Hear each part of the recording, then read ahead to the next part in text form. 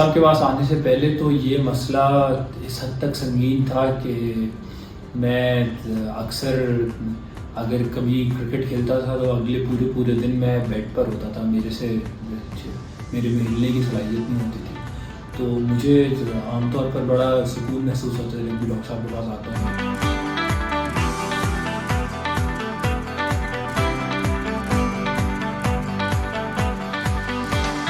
میرا نام حسان ملک ہے. I am 29 years old. میرا پیشہ ہے، میں کنسلٹنٹ ہوں اور ڈیسک جاب کرتا ہوں. اور ڈاکٹر صاحب کے پاس پچھلے 3 سال سے آ رہا ہوں ایک بیک ایشو کے حوالے سے، لوور بیک کے ایشو کے حوالے سے. ڈاکٹر صاحب کے پاس آنے سے پہلے تو یہ مسئلہ اس حد تک سنگین تھا کہ میں اکثر اگر کبھی کرکٹ کھیلتا تھا تو اگلے پورے دن میں بیڈ پر ہوتا تھا. میرے میں ہلنے کی صلاحیت نہیں ہوتی تھی.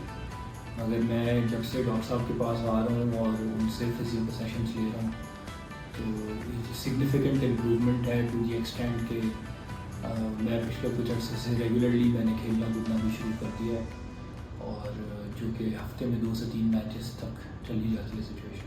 کیونکہ میں پچھلے 2-3 سال سے آ رہا ہوں تو اس سے یہ ریفلیکٹ ہوتا ہے کہ ایک ٹرسٹ کا ایلیمنٹ تو ظاہر ہے اوور دا پیسر آف ٹائم ڈیولپ ہو گیا ہے. تو جب بھی آتا ہوں تو یہی سوچ کر آتا ہوں کہ کیونکہ وہ نرسز سے ٹریٹ کر رہے ہیں تو ان کو پرسنلی بھی کافی حد تک سمجھ میں آ گیا ہے میرے بارے میں کہ کیا مسئلہ مسائل ہے.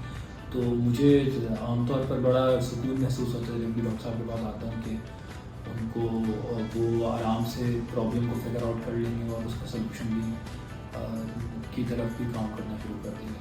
8.5 کی بالکل 8 to 8.5 میں بھی سم میرا اراؤنڈ 9 نوٹس. کیونکہ میں جیسے میں نے کہا پچھلے 3 سال سے آ رہا ہوں اور جو بھی سارے ایشوز میں لوور بیک کے فیس کرتا رہا ہوں تو آ رہا تھا، ابھی بھی ہے بٹ اس حد تک تو نہیں ہے.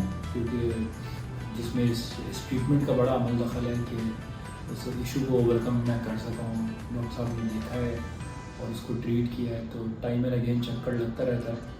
تو but definitely I will advise it to everyone کہ وہ بالکل آئیں اور ریکمینڈ کروں گا کہ آئیں اور سب ٹریٹمنٹ